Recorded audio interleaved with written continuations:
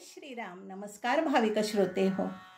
तर आता इंद्रजिताने सर्पास्त्राचा प्रयोग करण्याचे ठरवले आणि इंद्रजिताने ह्या सर्पास्त्राचा प्रयोग प्रभू श्रीराम आणि लक्ष्मण यांच्यावर केला.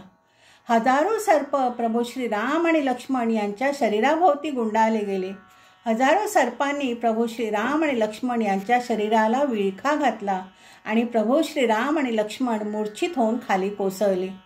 वानर सेनेत एकच हलकल्लोळ झाला. सर्व वानर शोकाकुल झाले आणि इथे इंद्रजित हा रावणाजवळ आला आणि त्याने सांगितले की त्याने राम आणि लक्ष्मण यांना मारले आहे. रावणाला अत्यानंद झाला आणि रावणाने ह्या गोष्टीचा फायदा घेण्याचे ठरवले आणि त्याने आपली एक दासी, त्रिजटा नावाची त्यांची दासी होती, तिला सांगून सीतामातेला जिथे प्रभू श्रीराम आणि लक्ष्मण मूर्छित पडले होते ते दृश्य दाखवण्यास सांगितले. आणि त्रिजटाने सीतामातेला पुष्पक विमानात बसवले आणि तिला घेऊन ती आली जिथे प्रभू श्रीराम आणि लक्ष्मण मूर्छित पडले होते. ते दृश्य पाहून सीतामातेला शोक अनावर झाला. ती करुण स्वरात विलाप करू लागली. तेव्हा त्रिजटा म्हणाली, देवी तुम्ही शोक करू नका. प्रभू श्रीराम आणि लक्ष्मण यांना काहीही होणार नाही. त्यांचे स्पंदन सुरू आहे. ते जिवंत आहेत.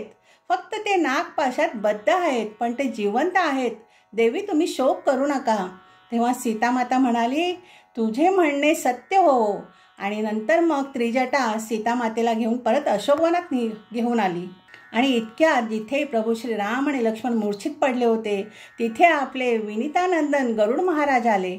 आणि गरुड महाराज आलेले पाहताच सर्व नाग, जे महाभयंकर बलशाली असे नाग जे होते, ज्यांनी प्रभू श्रीराम आणि लक्ष्मण यांना विळखा घातला होता, त्यांनी गरुड महाराजांना बघताच ते सर्व आपले ते नागपाश सोडून निघून गेले.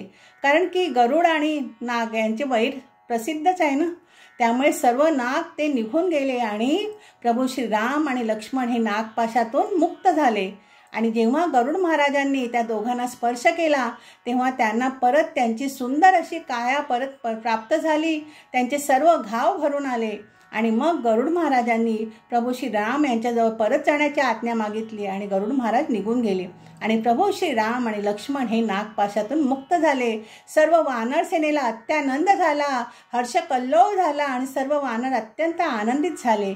अशा प्रकारे हे वानर सेनेत आनंद व्यक्त होत असताना जेव्हा रावणाला ही गोष्ट समजली की प्रभू श्रीराम आणि लक्ष्मण हे नागपाशातून मुक्त झालेत, तेव्हा रावण अत्यंत चिंतित झाला. आणि आता रावणाने धूम्राक्षला, जो अत्यंत बलशाली होता राक्षस, त्याला युद्धासाठी पाठवले. आणि ह्या धूम्राक्षाचे आणि हनुमंतरायाचे खूप भयंकर असे युद्ध झाले आणि हनुमंतरायाने धूम्राक्षला ठार केले. त्यानंतर रावणाने वज्रदंश नावाचे त्याचा जो शूर सेनापती होता त्याला पाठवले युद्धासाठी. आणि ह्या वज्रदंश आणि अंगदाचे भयंकर युद्ध झाले आणि अंगदाने वज्रदंशाला ठार केले. त्यानंतर रावणाने अकंपन नावाचा जो अस्त्र आणि शस्त्रामध्ये अतिशय निपुण असा राक्षस होता त्याला युद्धासाठी पाठवले. आणि त्याचे आणि हनुमंतरायाचे खूप घनघोर असे युद्ध झाले आणि हनुमंतरायाने त्या अकंपनला ठार केले. आता रावण विचार करू लागला की त्याचे सर्व जे शूर सेनापती होते ते सर्व या युद्धात कामी आले होते. आणि आता त्याने त्याचा खास जो सेनापती होता प्रहस्त नावाचा त्याला युद्धासाठी पाठवले. प्रहस्त जेव्हा युद्धासाठी आला तेव्हा त्याचे आणि नीलचे भयंकर असे युद्ध झाले आणि नीलने प्रहस्ताला ठार केले.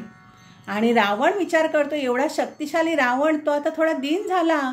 तो विचार करतो की ज्या सेनापतींच्या जोरावर मी आजपर्यंत विजय प्राप्त केला ते सर्व सेनापती ह्या युद्धात ठार झाले आहेत. तेव्हा आता कुंभकर्णाला उठवल्याशिवाय पर्याय नाही आहे. आणि म्हणून मग आता रावण कुंभकर्णाला उठवण्याच्या मागावर आहे. ते कसे उठवतात ते आपण पुढच्या भागात बघूया. आजचा भाग इथेच थांबूया. बोला जय श्रीराम.